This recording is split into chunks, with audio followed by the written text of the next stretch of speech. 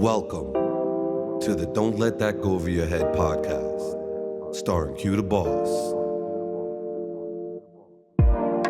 Yo, yo, yo, yo. Welcome back to another episode of Don't Let That Go Over Your Head podcast. They call me Q the Boss. Super excited, guys. Today, I brought two of my guys in today in studio.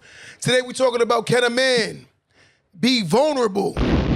I'm gonna say that one more time. Can a man be vulnerable? To my left, I got my guy, Tay. You wanna introduce yourself a little bit? Talk to me. Yeah, my name is Tay Sean. This is my guy. I'm learning enough from him now. He's keeping me on a real positive way, so this should be interesting right today. Okay. And to my right, I got my other guy, Mr. Latour. Greg Latour. I'm one of Q's mentees. You know, he took me under the wings, teaching me a lot. I'm just a student of the game. So, you guys, I brought my guys on here today. I like both of these guys. Good people. You know, today we're going to have a good conversation today. And the whole premise of this topic today is, can a man be vulnerable? Is, by the end, I want men and women to understand, is it okay for a man to be vulnerable rather than not? So I'm going to start with you, Greg, first. Do you think a man could be vulnerable?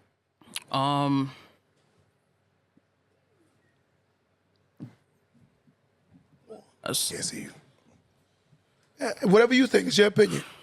I feel like it depends who you're being vulnerable to. Okay, elaborate on that.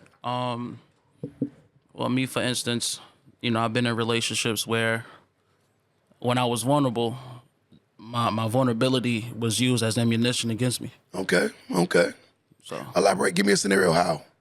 for instance, I would, the women I was dating at the time, like I would tell them about my finances. You know, I would tell them about my my upbringing, my living situation, and all that was pretty much used against me whenever things didn't go in their favor. Okay. So that's why I say it depends who you're being vulnerable to. You know something amazing? I genuinely believe that a woman's mouth is like a gun, and the gun needs ammunition to shoot. Right. And I think sometimes when we give our ammunition, I think women do a lot of times use it against us, you know, especially when they're in their feelings. Right? But I'm coming to my left now. Tay, do you think that a man could be vulnerable? Yeah, same thing with Greg said. It also depends. Now, like I said, it also depends on who you're dealing with. Because a lot of times you gotta watch who you tell certain stuff. My mother always tell me, Closer. keep your business to yourself, because a lot of times people do judge you from the things that you tell them. So I think also it's just hard to be vulnerable, especially for a man, because we're always taught to be tough, grounded. And as soon as we try to be vulnerable to somebody, it's, you know what they call us, you're weak, You're a punk. to them, you're a punk. But I think if most of us can be more vulnerable, then we have a lot less people going to jail because they better tune in with their emotions. I guess it just depends. What he said, it makes every bit of sense, because I personally believe that I became more comfortable with myself when I started to become more vulnerable. I used to be like very adamant about like hiding who I am because I wanted the world to perceive me a certain way. But when I got behind my closed doors, that was me and my reality. So I'm asking both of you guys, whoever want to answer this first, have you ever spent moments posing to be someone else because you felt like that's what the world wanted to see? Yes.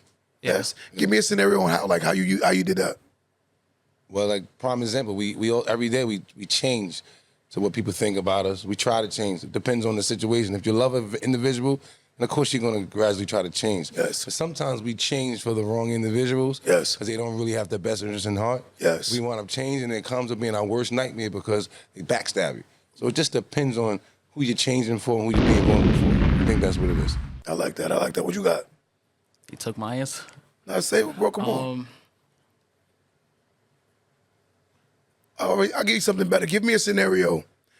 You know, like when you want to tell a woman and you're going through something mentally, right? And you feel like you're not comfortable to say it, right? Give me something that's going through your head in that moment. Like, what are you thinking? Like, damn, I want to say something to you, but I can't say something to you because I feel like you're going to use it against me. What is going through your head in that moment? It's anxiety. What's mainly going through my head at that particular time is anxiety, is stress, is the fear of being misunderstood, is it's mainly the fear of disappointing the person that you love, and a lot of time, as men, that's one of the things that we struggle with, disappointing somebody that we love, because we want to be held at high regards, especially, you know, when we love someone. That's true. So a lot of time, that's pretty much what we struggle with. You know, something funny, I've been in moments where I've been in relationships, like full-fledged relationships, and never felt comfortable being vulnerable, to the point where I've only spoke on what I thought the person wanted to hear, to the point I stopped telling them anything. A lot of the times when people say, like, you don't say nothing, like I'm in a relationship and I'm told that I don't say anything to her. And I'm like, the reason being is because I'm a solution-based guy. So 9 out of 10 times, more women complain more about the scenario opposed to let's find a solution. So me, I'm a solution-based person, so I don't really feel like I'm gonna come to you and vent to you. But the one thing I don't like is sometimes men don't need the woman's mouth, we need her ear. And I'm like, a woman needs to know when also just to be an ear. I don't need your scrutiny, I don't need your judging, I don't need your opinion, I just need your ear. I just need you to hear me, and that's all I need. I don't need you to give me your advice. I don't need you being Dr. Phil or Oprah Winfrey. I just need you to be an ear. Have you been in moments where you felt like, damn, I just need your ear, not your mouth? I'm living it right now. Elaborate on that. It's just, you just, sometimes waking up and someone just saying good morning is so peaceful, but then sometimes you can wake up and you hear somebody over and over and over and over what they problems. Like sometimes you don't even have room for her to even listen to what you got going on because they got so much of their own problems. Yes. So I think sometimes dating people that's toxic and have own issues, you got to run away from, because if they have their own problems, there's no room for me to even get a problem through to you because you have your own problems. You're only going to see your ways, your selfishness about, well, I have my own problems, but what about me? So I think that's a lot of times you just got to be at a clean slate with people so you can grow together. But if you're toxic, it just don't work because it's going to tear you down. He said, get closer to the mic. It's going to tear you down, yeah. My question is, he said, move the mic closer to you. Try to stay right in front of it. So I'm asking you a question now. With your childhood, would you say that things affected you as far as your dating or your choice of women? Would you say anything of that sort? Absolutely. Elaborate on that. Just the dynamic of how I was raised. Like, my mother was the breadwinner, so I never had aside from my grandfather, like my grandparents and my grandfather, like I never had an example of what a man was, because my mother was the breadwinner. My stepfather, he contributed how, his way, but my mother was the main breadwinner. She made things happen. She moved mountains to make things happen. So I never, like growing up, I didn't know my father. So I didn't have that example growing up. So that kind of created how I am in relationships, like the codependency and stuff like that. Elaborate on that. As far as codependency, like just not having a male figure, I have a lot of my mother's ways, attitude, and just like certain ways that I deal with my emotions. A lot of it stems from just me not having a male figure there.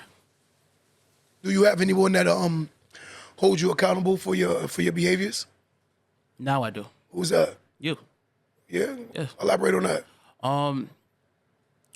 For instance, like when I'm at the shop, like I have a lot of habits that you try to help me break out of. Elaborate. Just my sense of entitlement. Okay.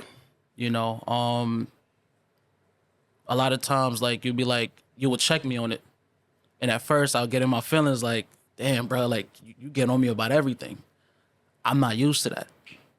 So just having, like I said, you're my mentor, but in a way you're like a big brother. So when I fall short or I'm doing something that's not correct, you wouldn't really chastise me, but you would like bring forth awareness to where I'm realizing the things that I'm doing, and I try to correct it. You know something that's amazing about what you just said? When you look at a lot of men nowadays, I grew up in a generation where men told each other the truth. Right. I understand why women tend to not want to tell each other the truth all the time, because sometimes women get in their feelings. Mm-hmm. So some women just, rather than have the problem, a lot of women just don't say anything to each other. But what I do see is more men are starting to get like that, to the point where if I ask a question like, yo, such and such, I think a man should always hold his truth. And I think that's what we're losing in a sense of manhood, right? And me seeing where my brother falls short, I will be vulnerable enough to pick him up and say, bro, like, I have big shoulders right now. If you need that shoulder to cry on, I'll let you be I'll do it. But when it's my turn, I don't want to be judged. I feel like we're in a world now where it's about laughing at somebody. Right. But one thing I always tell people, and I genuinely believe this, someone could shine later, but shine much brighter than everyone that shined before. So I never look at someone for where they are. I look at for someone from where they can go. So I've always been adamant about, damn, if you only see what I see in you, if you only become consistent with what I see, you can become something so special. Would you say that as a man, Tay, you were learning from your childhood, has it affect you in your dating world or growing up? Yes, of course. Okay, I'm listening. Give me reasoning. Again, no father figure, so you don't have no structure. You don't even know how to be you don't even know how to be a father. You don't really know how to be a good husband. You don't even know how to be a boyfriend because you haven't really seen those things. Yes. So when you come in a relationship and certain good women ask for certain things, not money, not financial, but they ask for stability. You don't understand that because you're growing up with a mother that's living check to check. She doesn't have no father figure in the house. Yes. So now when you see a relationship, when you get a woman that's asking for little things for you, can't even give her what she wants because you don't even realize that's a good relationship because you're so used to toxicness. So every good relationship for you is not good for you because you want the toxic relationship. So my relationships seem to be toxic, and they don't last no longer than 4 years because, again, I go back to saying it's like generics. It's like my mother don't have long relationships, so now her son doesn't have long relationships. My sister doesn't have long relationships because it's all in the circle and the pattern. So sometimes we got to break it so somebody else can make room to have a successful relationship. But if we still go to our parents and talk about our relationships, it doesn't make sense. My mother's never been married, so I can't go to her for advice how to be married. Right. So it doesn't make sense. Now, if I want to ask how to be a longevity at a job, then I can do that. My mother's been working at the post office for 30-something years. So sometimes we just got to stay away from people that we're looking for answers for, but they can't give it to us because they never lived it. Valid points. You know, growing up myself, it's just weird that all three of us didn't grow up with a father. You know, all three of us. You know what I'm saying? And it's such a very consistent problem that we're not identifying. But what does a man look like to a man that never seen a man? What does a father look like to a man that never seen a father? What does being consistent look like to someone that never seen consistency? You know, the one thing I like you just said a minute ago, Tay, is structure. It took me years to learn structure. The one thing I will say I took from my mom is work ethic. My mother, like your mother, she works hard, consistent, worked a job long time. Always, you know, I'm a single mother of 6, and I didn't understand the responsibilities of manhood until I learned the responsibilities of manhood, because I realized that my family was not going to get into a better position unless I put us in a better position.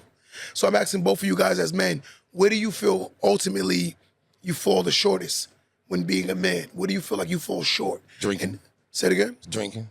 So you resort to drinking a lot? Smoking. Smoking what? Weed. Okay, you smoke and you drink. Yeah, but I think a lot of that is because you don't want to face what's really going on with you, so you just use that as the cope. And then when you wake up, and from all of that, it's like, I got the same problem again. I just numb myself for the night to get through the night and wake up with the same problem. So I think we just got to reprogram our brain to think that it's other things, like maybe go back to coaching, basketball, doing other things that I enjoy doing, to cut off the offset of the liquor and the drinking so I could be happy again. When you're not happy, you're in a dark place. Sometimes when you're by yourself, that place is real dark. It is. I've been there. So my next question is, do anybody hold you accountable now? Yeah. Who would you say? You do. I do? Everybody else, no. Yeah. So that's why I'm so get called the spoiled grandson, is because everybody else, yeah, he got it.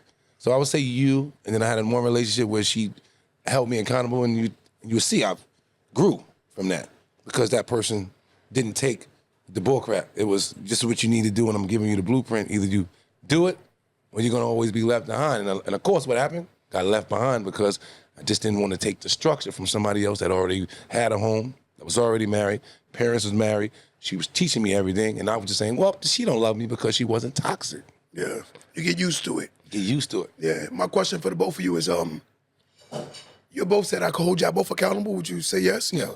Yeah? Yeah. So I'm asking my next question, what do I get from holding y'all both accountable? What do I get from Nothing. it? You don't really get you get nothing? me. I don't know what that girl. I feel like what you get out of it is basically picking, like seeing your fellow brother who's struggling, and you can relate because you had to go through your transition. That's true. So you get the satisfaction of not only seeing potential in me, but seeing what I could become, and you assisting me and lifting me up while I'm down. I feel like you get the satisfaction from that. You want me to be honest with you? I love the underdogs. I love the people that people don't root for. I love the people that people write off. That's true. I love people that people say that they can't. Let me tell you why. Because I'm the underdog. I'm the person that everyone said he cannot. I'm the person that they said he's going back to prison. I'm the person that they said he will never amount to anything. So that person in me understands that if someone don't pour into people who feel empty, how could they ever believe they can do something? That's true. So when you look at society in itself, everything is about laughing, trolling. But I'm not into that, bro. I'm not into it. I think it's corny. Yo, A Boogie said a line, and I'm not trying to quote a rapper, but A Boogie said a line. He said, I will never laugh at somebody that's going through financial struggles because I've been through that. And when he said that line, the relatability was there. I remember when my mother foreclosed on her home, one of the hardest days of my life. And the fact of the matter is my mother foreclosed on her home because I wasn't being a man. I wasn't helping out. I wasn't holding my end of the bargain as a man. So all of those things that happened was because of the fact that I wasn't doing my job as a man. But at the same time, I was a guy that was very insecure. So I had the luxury vehicle. I had 6 figures saved. I thought I was him, right? You couldn't tell me nothing. My mother's in foreclosure, losing a home. I'm riding around in a foreign with every luxury clothing brand that you could imagine on my back. And in my mind, I'm him. But not realizing that I'm running from my responsibilities. Would you say that the fact that you didn't see a responsible man, at times you negated your responsibilities? Yes. Elaborate. I felt like the fact that I grew up without a father and I never had that structure, like, like Tay was saying earlier, I feel like a lot of times I'm not the best father. Okay. I'm not the best, I just feel like I haven't been my best self because I have a lot of self-sabotaging ways, Okay. so it's just a lot that as a man that I have to be comfortable enough and secure enough to look in the mirror and just start working on certain things about myself. But you know the greatest thing a father can do for his son or daughter? It's called effort. Effort means more. For instance, I'm going to give you a scenario. Let's say hypothetically your son walked in the house. He studied all month for a test. And he got a 70 on the test. Would you be proud of him? But you know that he really studied. He tried his best, but he got a 70. Would you be proud of him? Yeah. So my question is, the reason why you're satisfied with that because you know he put in the work. Right. We all fall short. But when you don't put forth the effort, that means there's a lack of change or wanting to do more. Effort is everything. No one is going to be the perfect man, perfect woman, perfect father. No one is. But what makes someone good is the effort. When you see that, the trying, the consistency, the always trying to get better, right? And I think that's where I had to learn, like, Q, you're never going to be perfect. But the one thing is you have to be rather comfortable with your insecurities. Like, for instance, I know I grew up without a father. In the beginning of fatherhood, I was a horrible father. And I'm sitting here saying that. So that's 2 for 2. I don't know if Tay, how he felt about his early days as a father. I wasn't a good father. I'm still learning. But the reason why I wasn't is because in my mind, my dad didn't give money, which was my hardship in my life. Me giving money made me feel like I was a better man than him. But then I started learning, what about the attention? What about the time? What about the being there? What about the support? What about the just saying I love you? What about it's more than just economics? But me just giving money, I thought I was like, you know what? I get bread. So I was around a bunch of guys who didn't give money. But I felt like I was a superior father because I gave money. Was there times where you felt like you fell short as a father? Yeah. I was just talking to my son the other day, and then my sister was like, Just because you give money, and I dawned on me, I was like, you know what? That's just the same thing. Relationships, we think it's all about the money. It's not the money. It's the time. Like I said, it's the ability to respect. And just to understand that kids don't even care these days if you can get them a pair of Jordans. They want to just be able to say that you can show up to their basketball game. Yes. I didn't have nobody show up to my basketball game. Yes. So that's why it's important to me to show up to his basketball game. Yes. So I was taught the right thing to do through the wrong decisions of my mother because she didn't show up. No one showed up. I said, you know what? I can't be like that. Well, could your mother afford to show up? No, she couldn't. So I understood. At that time, I understood. But then as I'm getting older, I'm like, she could have made some time. Could have made a little bit of time because she did it for my sister. So could have made some time. But I get I'm a boy. Your sister younger or older? She's younger, so I understand. Might have learned more. She learned more. Me, I was just, she can leave me at home, 6, 7. I can run the house. She couldn't leave my sister at home. So I guess when we are growing up in those single parents' home, we become the husbands. And I don't think parents really realize that. They really think that we're their husbands. And they fall short in giving us the discipline as a child because they so busy thinking that we're their husband. To this day, I tell my mother, I'm not your husband. You need to get one. It's not my responsibility to take care of the needs that you need. You need to have a husband. It's my turn to be a husband for somebody else and take care of another woman. Right. But a lot of mothers in these households, especially in my household, one come from low poverty, they think the sons are the husbands. Vice versa. The daughters, the mothers think the sons are their husbands. It's the same thing. You ever go to a household and see a mother and her son, you think that he's the king of the house. Yeah. And he's only 5, 6 years old. I gotta go get my baby this, my baby that. You're like, what?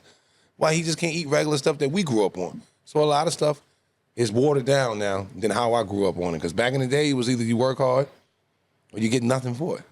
You know, it's amazing that you said that because a lot of times you do see women date their sons and they make him feel like he's the king of a castle he's never built. A man's supposed to earn his right to say, I'm the king of the castle that I've created. But a lot of times the mothers that, like I said a line, man, what do you want to eat? And I'm like, you're asking a person, what do they want to eat, and they're not paying. It's true. You're supposed to set the standard of, this is what we're eating, right? And I feel like a lot of women nowadays, they tend to overcompensate for the fact that the dad is not there. But I understand because women are very feeling-based creatures. That's true. So sometimes they try to take away the struggle from the man, but not realizing the struggle is what creates the man. You know, the struggle is what creates us. And a lot of times when your mother takes it away from you, she basically spoon-feeding you to be a boy for the rest of your life, rather than you giving you the plate and your knife and your fork and say, figure out how to eat.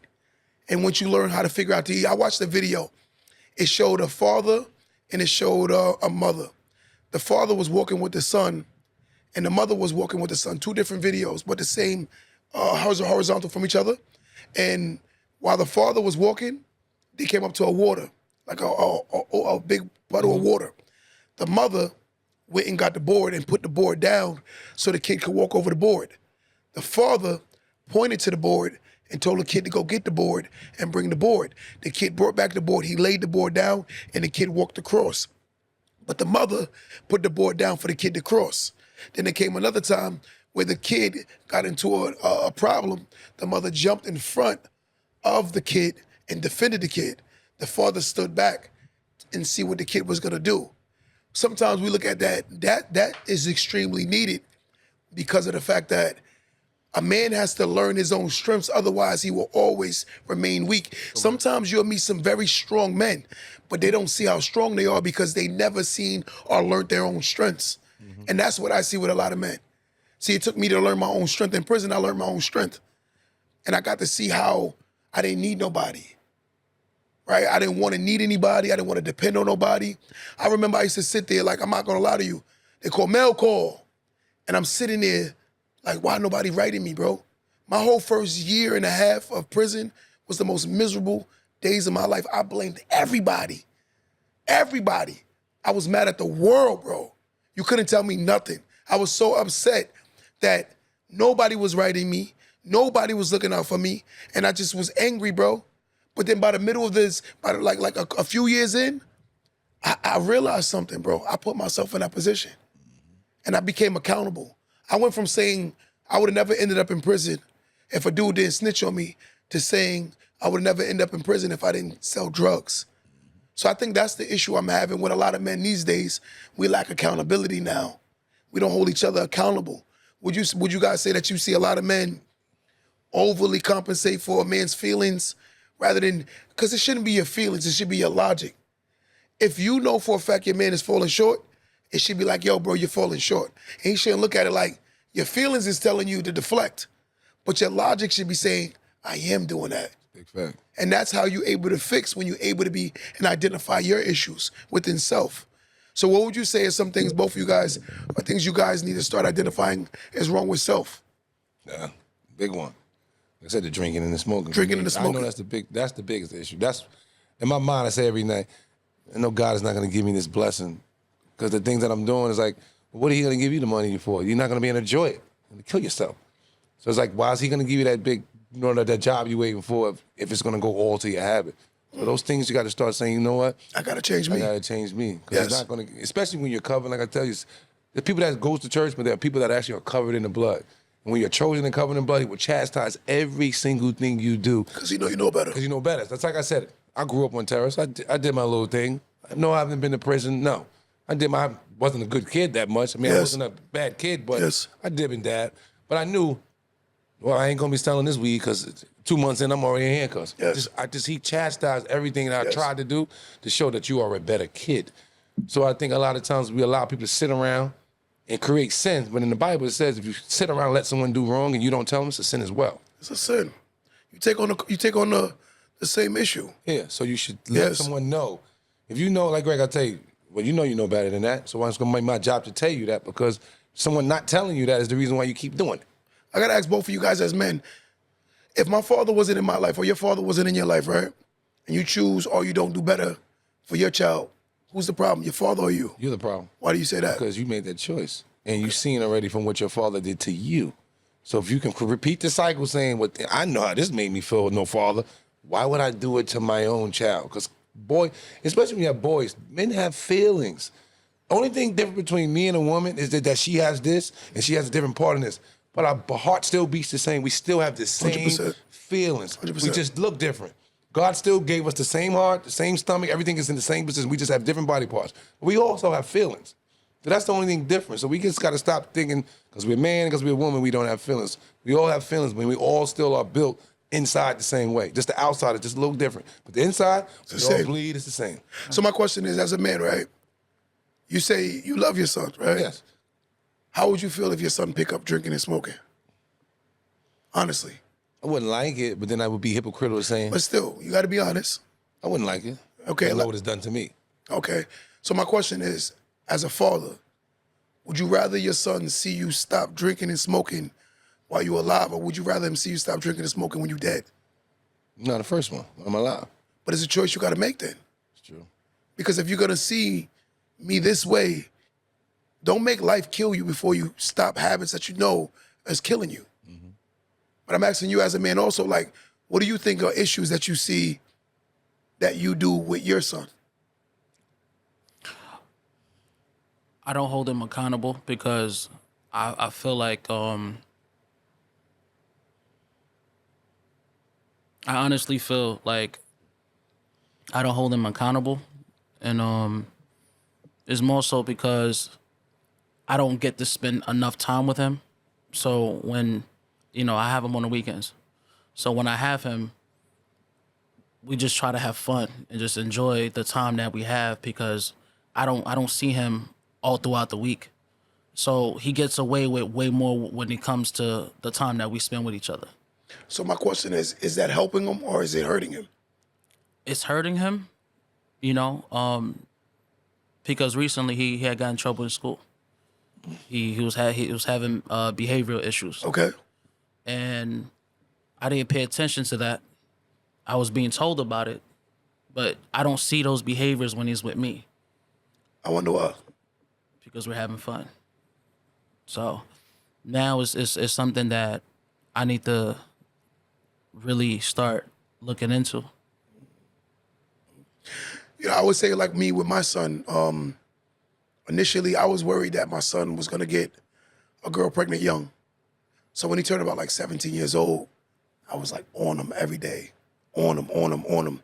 But it was my trauma and my fear, became like a phobia to me in a sense, where I was like, yo, this kid's gonna get a girl pregnant, he'll get a girl pregnant. My son wasn't even he wasn't into girls as much as me at 17 anyway. But in the same breath, it was my fear that life will repeat to the point where I started pushing him away because of the overly aggression. But then one day I had to sit him down and say, you know why I'm like that? He said, no, why? And when he said the why, it was like, I didn't do anything, why, right? And I looked at him and I said, because I had you at this age, and I'm scared that you're gonna repeat the same cycle. Right. And one thing I learned is, if we don't talk about our traumas, you cannot heal from traumas. A lot of us we hoard. So the conversation today we're having is, can a man be vulnerable? So I'm asking you guys both, do you think it's safe, or should a man be able to be vulnerable? Of course.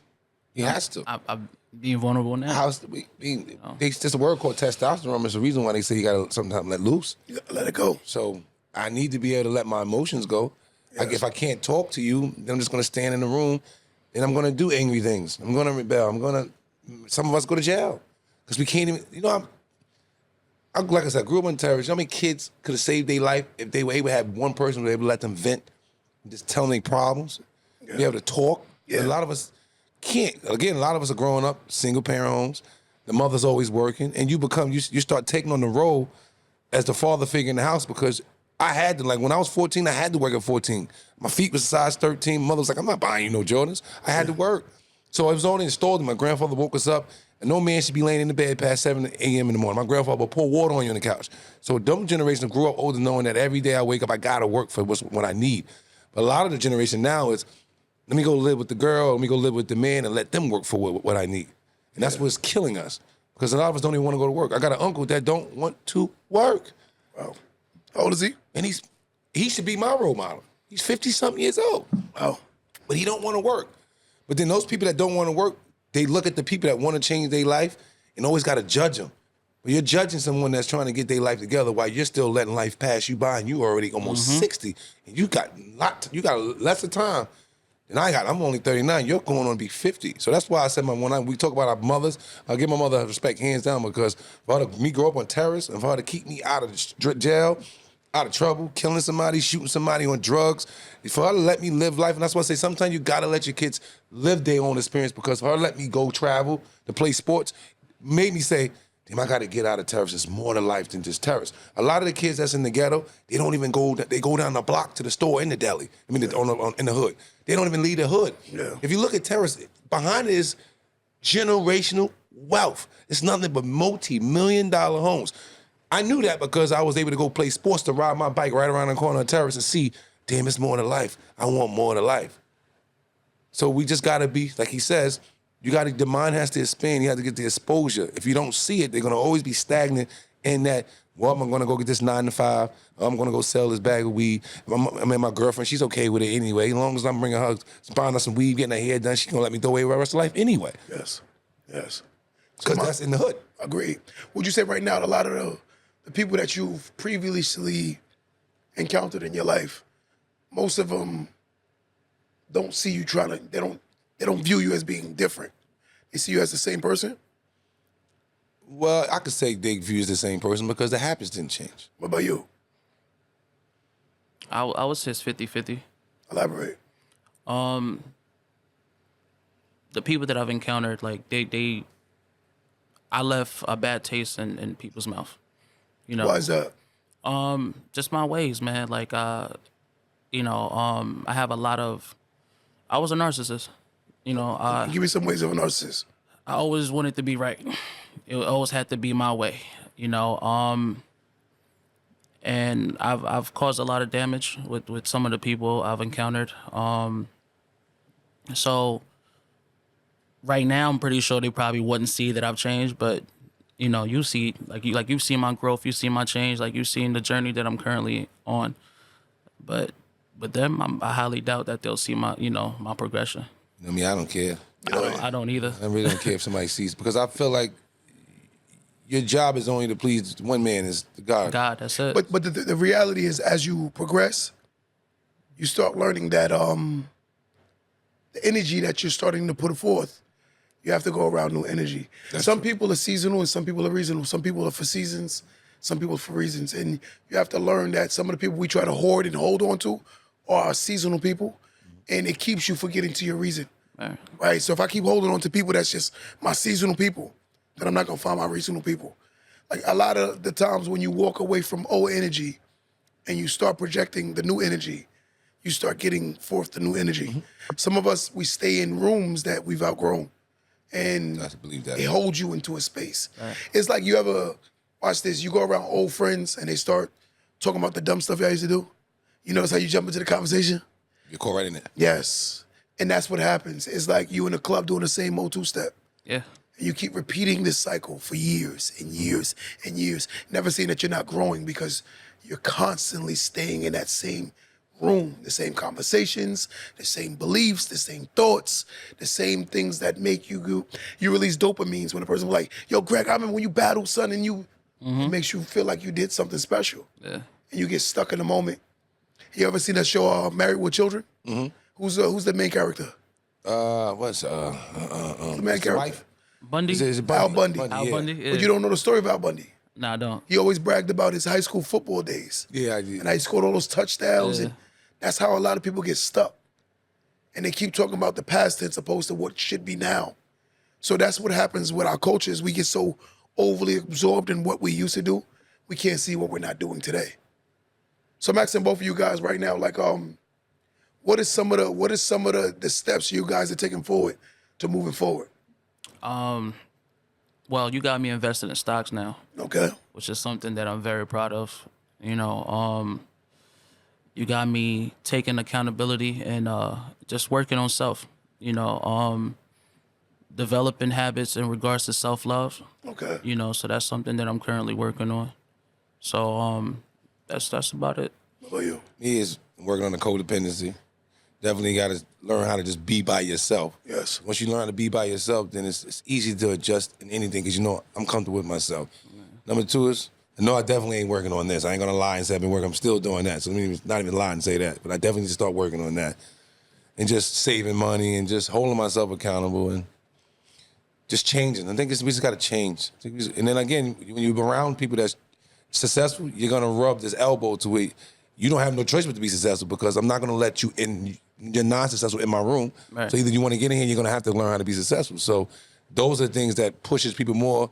You need that because you need somebody to go. You're not coming until you give me the way what you need to give me. So, You look at that narrative like you see like if you have a bad attitude and I take you and put you in a nicer area, would you stand out there? Would I stand out there? Would you stand out? Yeah, absolutely. Why? Because the energy is different. Okay, what you think? If I'm a bad person and I take you and put you in a good area, would you stand out? yeah, you're gonna stand out because you're still a bad person. So you're still gonna stand out. You're gonna have bad flaws. Listen, what you say, just because I could be a cheater here, I'm gonna go to Minnesota to be a cheater. The person is who you are. It doesn't.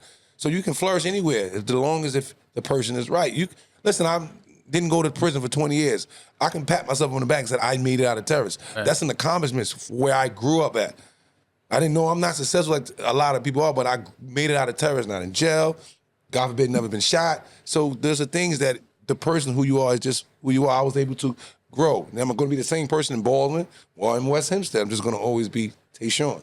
When you hear the word his story, what do you hear? History. What do you hear? When you hear that word, his story. Like his story, Yeah. like it's like me telling my story. That's Well, what you telling your story. That's what people need to understand. Is your story. Yeah. And a lot of times when we talk to people, we don't want to see like it's okay. It's your story. It's all a part of your journey. It's all a part of your growth. And I always feel like when people laugh at people who are not in the best versions of self and not offering anything to assist them to find it, they're the problem. That person that's not helping you find or learn the best things about you could be the person that's actually keeping you from becoming the best version of you. That's true. And I think that's what people need to learn. They just stay around comfort, what's comfortable, what's normal. And sometimes the abnormal are the ones who are the most successful. Because if you go into a room where everyone is cursing and you don't curse, you look abnormal. If everyone is eating bad and you decide to eat good, you look abnormal. So it depends on, being abnormal could be a good thing. Because if you start saving and others aren't saving, you look abnormal. Right. It's all about changing the room you in so to be comfortable becoming the new version of self. A lot of us don't want to go into these spaces, right? So I'm asking now, moving forward, Tay, would you say, what are you gonna do different at this point now, other than getting rid of the drinking and the smoking? Saving. Okay. No more. I'm not partying. Not taking nobody on no dates. I'm just focusing on me. I wasted so much time. I'm 39 years old. I done put so much time in other people's kids, and I put so much time in relationships. It's about time for me to put enough time into me. Okay. And the only way I'm gonna do that is sometimes you gotta eliminate. People don't understand. Sometimes I'm not going nowhere. I'm just going to become better so I can be able to be better for my circumstances and my family. Agreed. But they think it's, I'm distancing myself. I have to. Because if I don't, I'm going to get the phone calls. Can you come get this? Can you do me this? And sometimes that's draining when you're trying to get your life together and you got to always help somebody else. I'm like, what, can someone help me for once? Yes. So sometimes separating yourself from so much, even family. Hold on, Tay. Q said something at the shop the other day that relates to what you're saying. He said isolation leads to elevation. Yeah. You know what I'm saying? So family, I think sometimes you do have to isolate yourself. With me, it's family. I think family has damaged me because, I was supposed to be able to come and get a cup of water out of my cousin's refrigerator. Yeah. I'm never supposed to feel like I'm But you can create new family too, though. I know, but I'm learning that. You can create new family. And it ain't always blood. Blood is not always your family. And Blood means you're related. Your family will do you the Blood dirty means work. you're related. Yeah, that's what means you're related. Doesn't mean My you're family. family, because I'm loyal. We trust each other. We there for each other. I got your back. You got my back. That's how you can create new family, right? Think about if you can marry somebody and they instantly become family just because of a piece of paper. Why can't you create someone that you've met along your journey and look at them as family? Literally, if you marry a woman today, she becomes legally your family. So why can't someone that I've been on my journey with, who's been through the trenches and everything with me, I can't view them as family? That's true. So my next question for you is, what are some things you think you need to work on now moving forward? Need to work on being a better father. Be more attentive, and just start paying more attention to the signs because, I need to break that generational curse, that's been placed on my family. So that way, like you always say something in your podcast a lot, that when you say that a rich family, you didn't come from a rich family, but a rich family came from you. Yes. I want that as well. Well, you can have it if you go do it.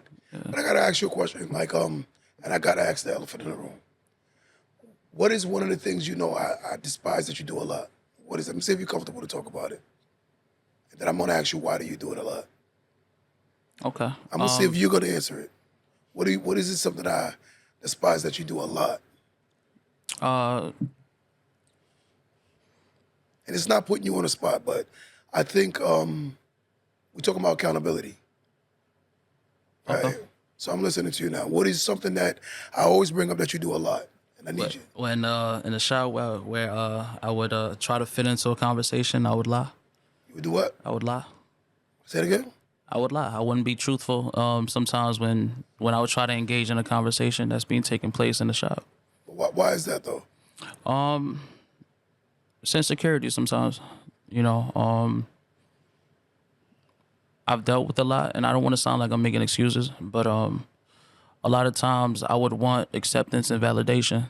So I would try to fit into certain conversations that I know that I don't necessarily belong in, but I want to learn, I want to partake in. So sometimes I would engage in these conversations and, not be 100% truthful.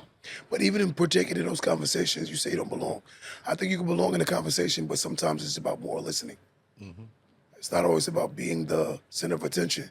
Yeah. Sometimes you could just be like, yo, this is a conversation where I need to be more of a student and listen.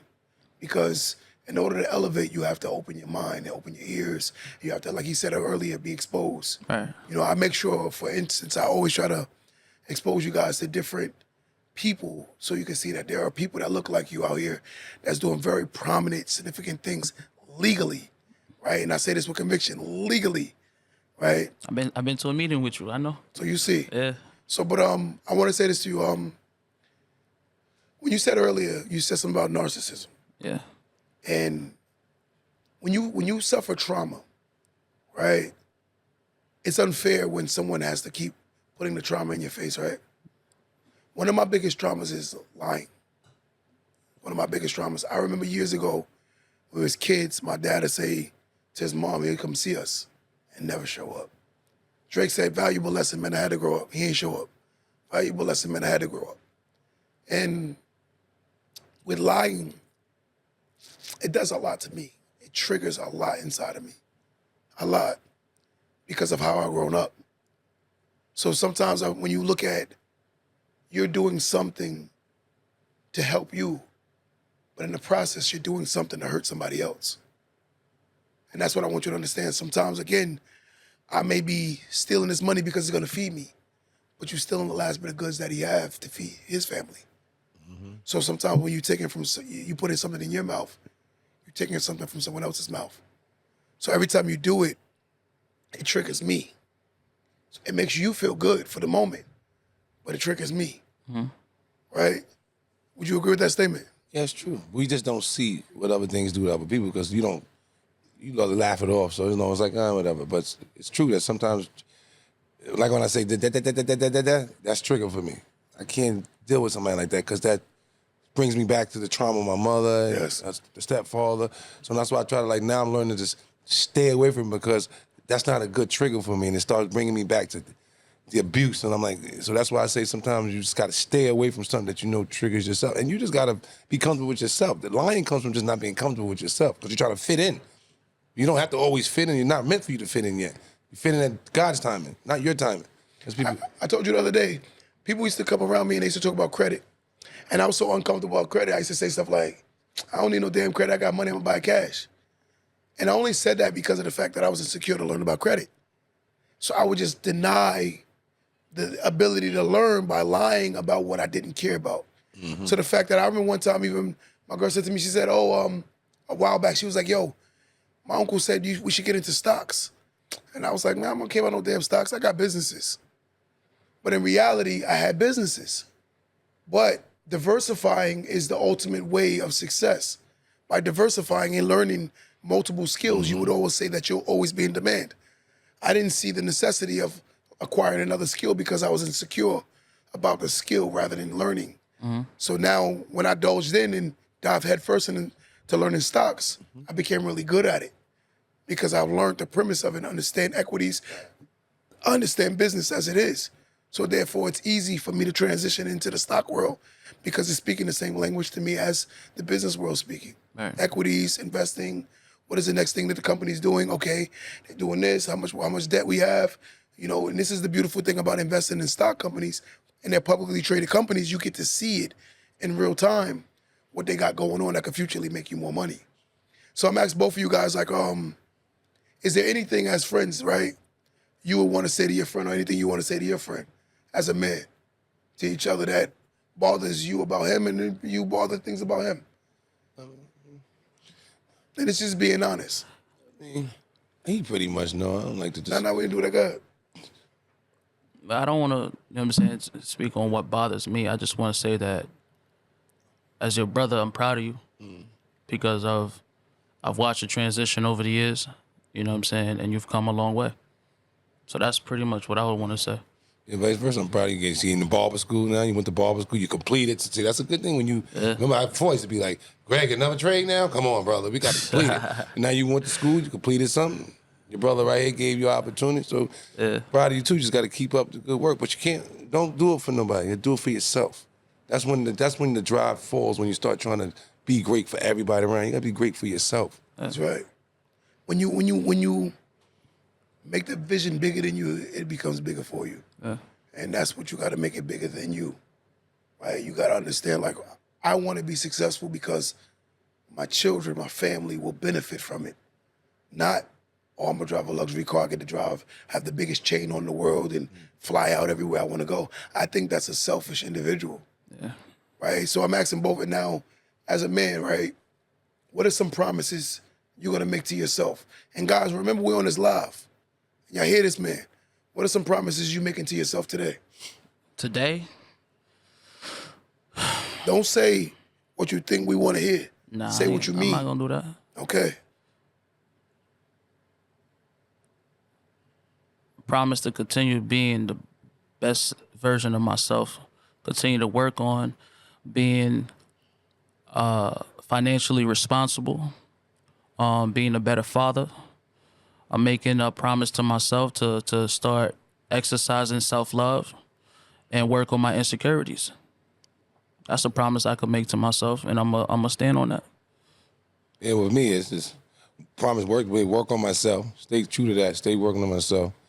Gotta get my emotions in tune because I know it'll be everywhere sometimes. I know I got What I said to you yesterday. I know. What I said to you yesterday. What did you say? What did I say? I said I'm acting like my mother. I said you acting like your mother. But I Yesterday we got into a debate, guys, and I said to him like, bro, you acting like your mother. And when I say it, and this is being honest, I respect my brother extremely. Y'all both know that. Yeah.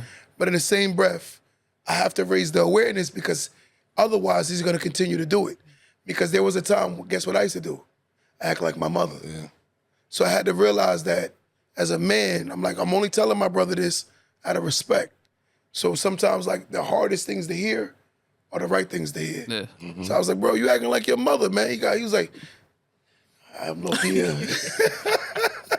He acts like, but it is what it is. Here you go with his stuff. But imagine if no one said it to you. But no one never said it to me. That's why you can't see The it. first time I said it, I'm like, I ain't never thought of it like that. Then I thought about like, well, this is why you're not a good boyfriend. I can say that. Bad. Because a lot, like you said, I start picking up so much female traits. So I don't, like I said, you don't know how to be the man in the household because got so much of your mama being raised by your mama. So a lot of my relationships failed because of me having female traits. So my next question is like, if someone is born with 1 foot, right, they will have a hard time walking? If they're born 1 foot, They only have 1 foot. or they have a hard time walking. Yes. Yes. Okay, so if someone is born to addicted parents, they have a higher chance of being addicts, right? Yes. Correct. So my question is, this is the issue I have in our culture. A lot of people that you see in today's culture, they're born to people that have taught them wrong on how to be. And then they're chastised and laughed at for being the way they were taught. That's true. And it's kind of messed up in a sense. Like I had a woman say to me the other day, she said, Q, is it okay for me to work with a man? And I said, listen to what you just said. You're working with a man. I said, let's identify what that is first. Is he working hard? Is he trying? Is he putting his best foot forward? Is he adamant? Is he consistent? Do he not want to use you for your things? She said, yes. I said, then I will work with him. I said, yeah, you should work with him. She said, why? I said, because now he has morals, he has integrity, he has principle. But when a man has no morals, no principles, no integrity, what is he? Not a man. It's a bum. And that's what I see with a lot of men these days. They don't understand that God gave you 2 legs for you to stand on your own. There was a time when, again, there's times when you lean, when we know, like, hold up, but not have to hold you up forever. That's true. And that's what a lot of us need to learn as men. We got to be able to stand up on our own 2 feet. And it's okay for you to be vulnerable. It's okay for you to have moments where you start saying, I go through it. I don't always have it all together every day. I come in days where I'm stressed, I'm depressed, I'm aggravated. But in the same breath, I pull it together and I do what I got to do. Because I know as a man, I'm going to say this, guys, on record, there will be a lot of moments where you don't feel rewarded for being a man. You just got to know you're doing what's right. And I'm just being honest. Everyone is not going to praise you. I had a woman the other day tell one of her husband, a guy I was doing a consulting with, she don't need a husband. She don't even have a damn job and he pays all the bills. But in her mind, she doesn't need him. But if he was to take that personal and take that literal, he would start driving himself crazy. Sometimes it's what you know ain't true, you don't need to give energy to. If you know it ain't true, don't give energy to it.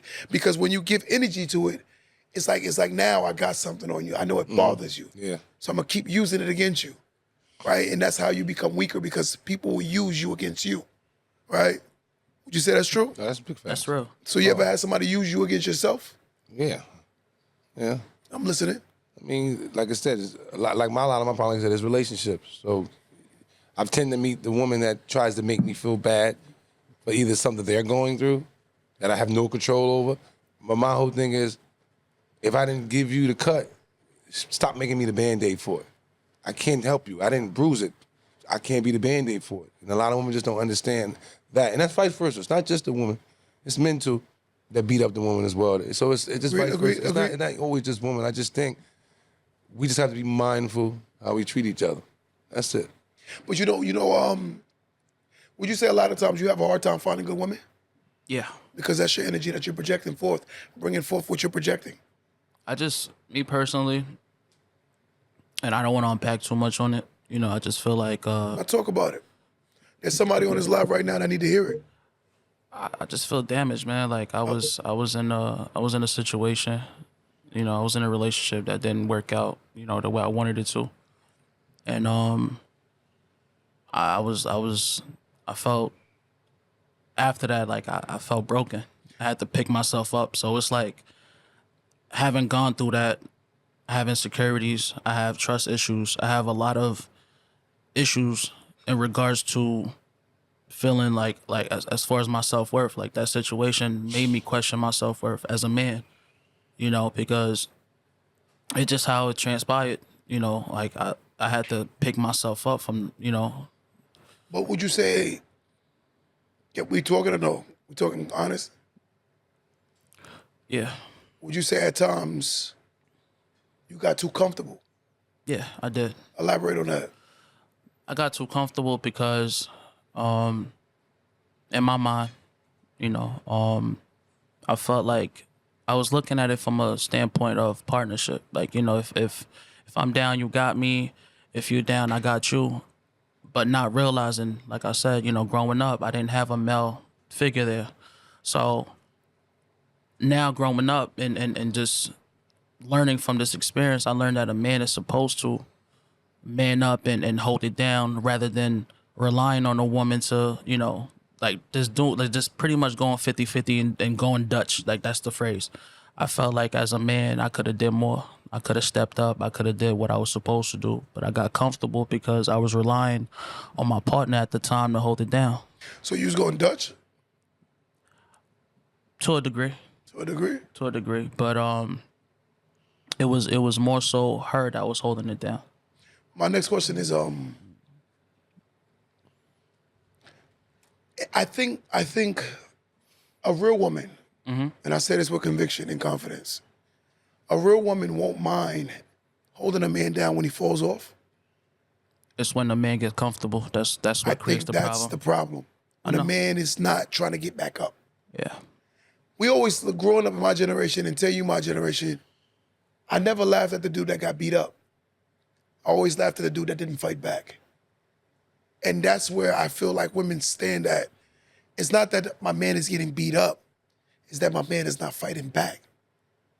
Think about that narrative and put yourself in the position of thinking of a woman. She goes outside with you. Mm-hmm. You get into a fight, and you just ball into a fetal position. You don't even try to fight back.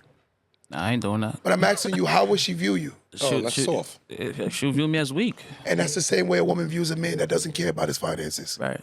She felt like you called up into a fetal position and you just didn't fight back. Right. Right? And women naturally are not made to have the financial pressures of men. Correct.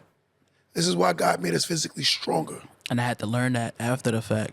What does she call it? But you don't. When does the woman take part of the man flaw? Because Elaborate. some women allow men to sit on the game, to be lazy. You know why? So then it's like, You know why? you made it. But you know why? Naturally, women's are nurturer. A nurturer always figure they can always fix. Okay. So some women really have an extreme level of nurturing. Some men have an extreme level of provision. That's true. They're heavy providers, right? They go hard to provide. Some men do the bare minimum of providing. Some women do the bare minimum at nurturing. So when you're talking to a human, you're talking about a woman that loves a man clearly and believes that I can fix him. So a woman will give her all until she can't give anymore. A lot of times when a man sees that, well, let me take that back. A boy sees that, they take advantage. Think about if your mother said to you 10 times, keep up that noise, I'm gonna come in the room and beat you behind. Let's say she never acted on the first time. You start taking it as a joke. Yeah, you're gonna do it again. And that's the same thing what a boy does to a woman. Yes. He knows like she just chatting.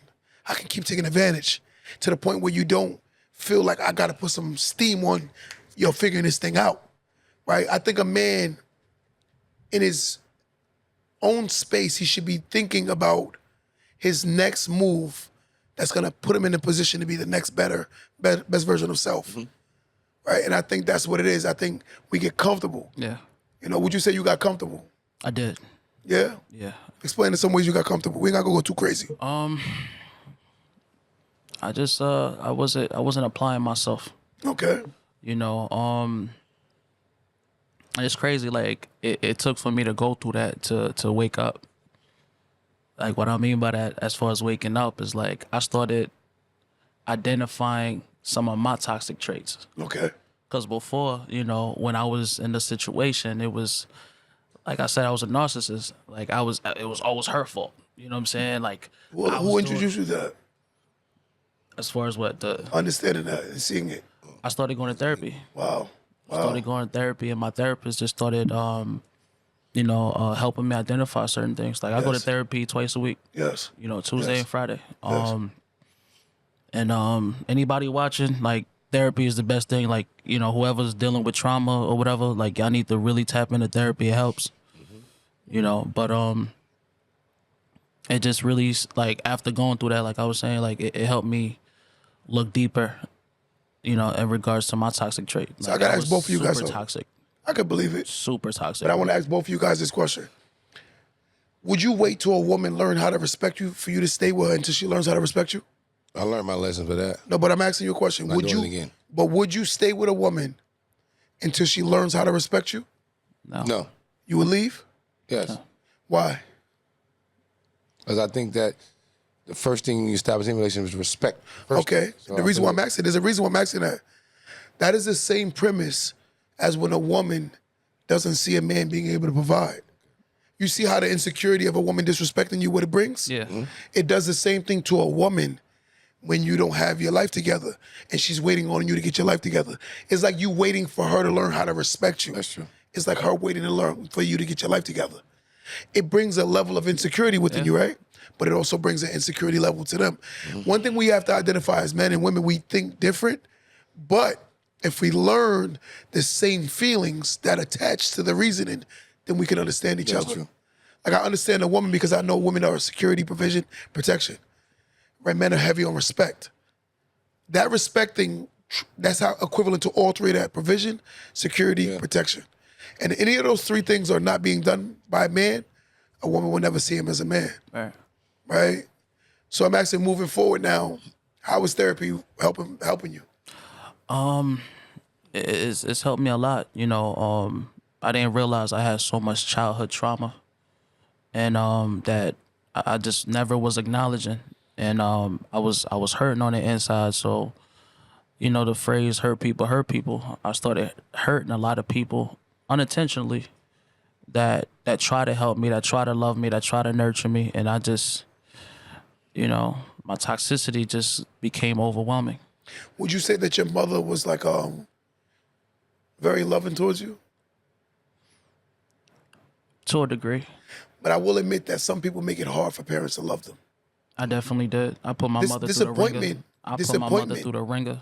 So, but again, Like, this year was the first time in a very long time. Like my mother, you know, she saw that I was cutting hair and she stopped by the shop, and this year was the first time that my mom said that she was proud of me. But my question is, for the first time, are you proud of yourself? Yes. And that's what makes sense. Yes. So would you rather be told something prematurely or something when someone believes and thinks it? Someone believes in and thinks it. But when hearing that, It felt you good. should overly keep imposing on that feeling. Elevating, adding to that feeling. So therefore you can keep moving forward, Yeah. right? But I'm asking you, what is one of the dopest things you've got to learn about yourself this year as far as moving forward for your better version of self? Good one. Learn about myself, moving forward. I can actually be alone. It actually feel good. I can actually just be alone. One thing I will say, now I'm going to you, I went to my man's. One thing I will say is you're very attracted to toxic women. And the one thing I will say, and I want you guys to hear this, Tay's a very loving person. Like, I trust Tay. Like, Tay's a very, very loving person. And it just so happens that me and Tay are the same sign. Tauruses are very loving people. But when we hate you, we hate you. We are. And Tauruses will give you many chances until they got no more in them. Yeah. But I will say this, Tate, but you gotta learn that it's not about attaching yourself to someone that fits you for where you at. It's about attaching yourself to someone that fits for where you're going.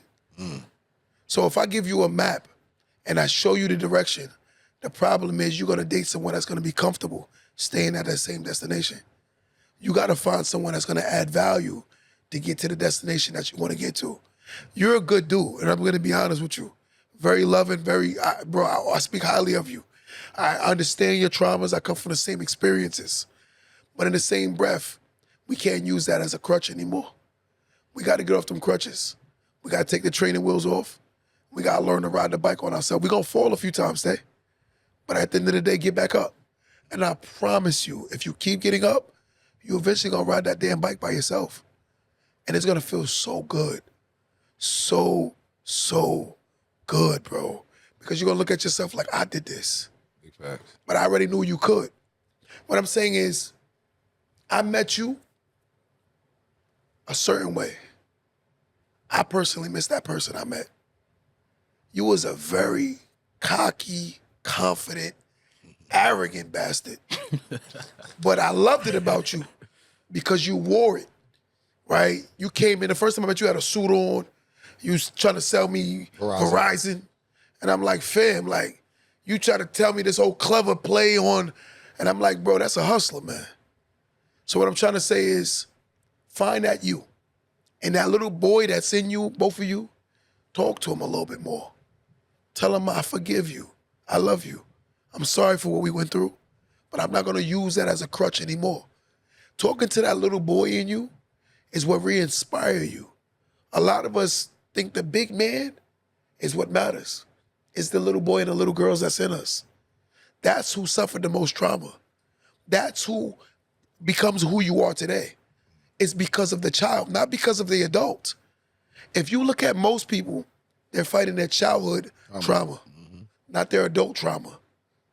Because it's one thing, no one starts as an adult. We start as children, and then we become adults, right? And you spend more time being a child more than you will be an adult, because it's twice a child, once an adult. You will go back to your fetus stage as you get older. Someone have to take care of you again, right? Someone have to wipe your butt again, right? So it's twice a child, once an adult. So you understand that little boy that's in you, and them little girls that my people on live, talk to him. Like, I remember having a conversation with myself one day, and I heard myself say to myself, I forgive you. When you talk to yourself, that's some of the dopest conversations you can have. And I make a suggestion to you.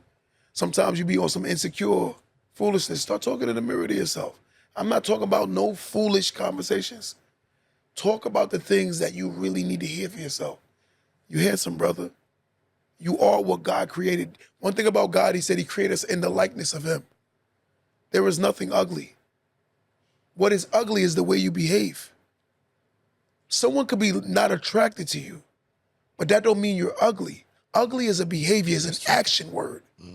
So you could be, I could not be attracted to a woman in the way she behaved, which makes her extremely ugly.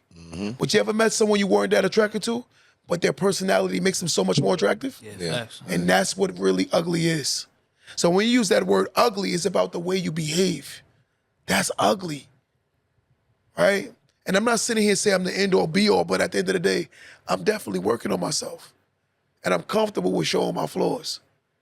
As you've heard plenty of stories, to the point where I broke down in tears because I'm not ashamed of my past, bro. I'm not ashamed, bro. But again, it took me to accept what I've been through to know where I'm going.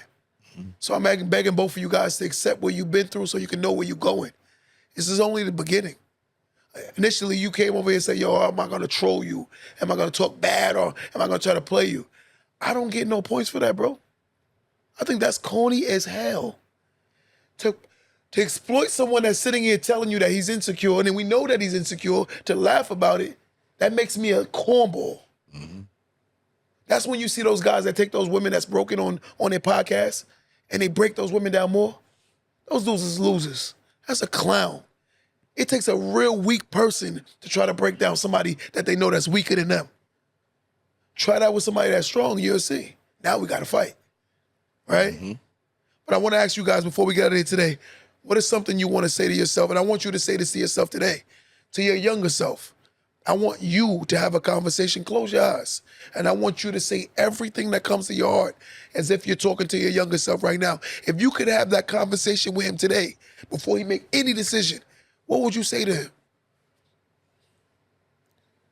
I would say forgive my past. I gotta stop. I gotta forgive my mother. I gotta stop lingering over the younger days and realize we have more life to live than what we did when we were younger. Just gotta get out of my own way. Keep going. Let it out. Vulnerable. Let it go. Be okay with where you at. You know what I mean? Be okay with that. There's more to your story.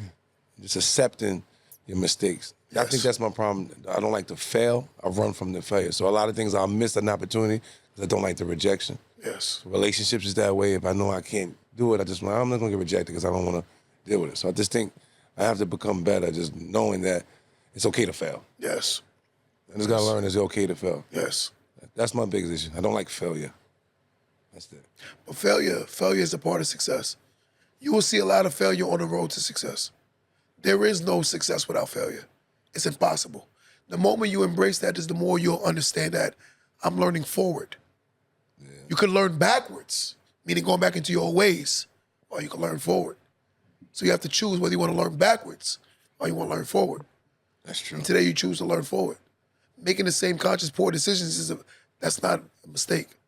That's habits. And if you could talk to your younger self, what would you say to your younger self? Close your eyes and have this conversation. And just pretend as if you're the only one in this room. I'm gonna tell you something. No one matters but you when it comes to you changing you. No one else matters. What would you say to your younger self? I'll tell my younger self that who I was yesterday is not who I am today. Let it go. All the hurt, the agony, the resentment, the anger, the disappointment, just let it go. Look forward. I'm proud of me. I've come a long way. And I'm still going. I'm still learning. I'm still growing. Just let it go. Can't look forward. Can't move forward looking behind me. Just let it go. That's what I would tell my younger self. If you know me, you know one of my favorite scriptures in the Bible. It says, "He who say that they love God is a liar. Because how could you love someone you haven't seen when you cannot love your brothers and sisters who you have seen?" And sometimes I'm guilty, selfishly. I want my brothers and sisters to win. Because it's lonely moving up when you don't see the people that look like you moving up. It is so dope when you meet someone who comes from struggle, who comes from trauma, who comes from pain, who's made it to levels, and you can relate to each other, and you can build with each other, and you can talk about the things you've been through. Imagine walking into a room when everyone is rich, and they were born rich, and you came from trauma and struggle, and there's no relatability. You feel like the ostrich, you feel like you don't belong. But to find other people who learn to become the best versions of themselves, that is the ultimate purpose of life. When God is using you to uplift others, then you have ultimately found your purpose. That's big facts. But I want to ask you guys to say anything before we get out of here today. Anything you want to say? Anything. I would just like to say, just love yourself. Trust your own judgment. Keep your business to yourself. You know, stay away from toxic stuff and just try to break your generational curse. Because once you break it, it's going to feel good. Yes. That's all I got to say. What I would want to say to anybody watching is anybody that's dealing with trauma, you know, or dealing with insecurities, it's okay to be vulnerable. It's okay to speak on it. It's okay to, you know, find somebody that's your safe space, whether it be a big brother, your mom, whoever. you know, and most importantly, mental health is important. So it is definitely important that you know, you look into therapy and try to find ways to deal with the trauma, you know, especially like your child wounds, or just, you know, anybody that's dealing with any form of pain and agony that, you know, that's suffering in silence, you know, definitely look into therapy. It helps. I'm living proof of it. I want to say this before we got here today. To my younger self, I want you to know that you're a lot stronger than you believe you are. You're somebody. Money don't make you anybody. Stop thinking because you don't have, you can't change the world. Stop thinking because you come from a bad environment, that has to be your ending. Stop thinking because your father is not there or was never there, it means your life has to end this way. Learn to love yourself, forgive yourself, reveal so you can heal. I genuinely believe that when a man or a woman wakes up, oh my God, a mountain will move.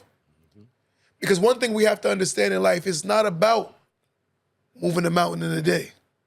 But if you take a rock or a pebble every day and you move it, eventually you will go past that mountain. And there are mountains that are put in your way because they're not meant to stop you from getting to your next levels. They're actually meant to show you your own strength. And a lot of times we look at things like, why me, why, but why not? And to God, I give all my glory, understanding that I'm grateful for everything you allowed me to go through. Yes. That's right. Because that was the premise and the purpose to create the man that you wanted me to be. Because I'm going to tell you something, with a stubborn mind, I was stubborn, God, I'm going to be honest. With a stubborn mind, you had to show me some stubborn struggles. Because I would have never woke up if you did not allow me to go through what I've been through. So to anyone on my live today who's struggling with identifying themselves, learning themselves, sometimes it's not the people that's not accepting you. It's that you're not accepting yourself. Yep. Don't let that go over your head.